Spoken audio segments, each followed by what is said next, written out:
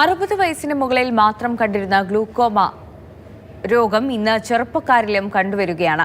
ഗ്ലൂക്കോമയ്ക്ക് കുറിച്ച് ബോധവൽക്കരണം നടത്തുന്നതിനായി ഈ മാസം 6 മുതൽ 12 വരെ ലോക ഗ്ലൂക്കോമ വാരാചരണം നടക്കുകയാണ്. രോഗത്തെക്കുറിച്ച് സമൂഹം കൂടുതൽ ബോധവാന്മാരാകണമെന്ന് പറയുകയാണ് ഡോക്ടർ മീന ചക്രവർത്തി.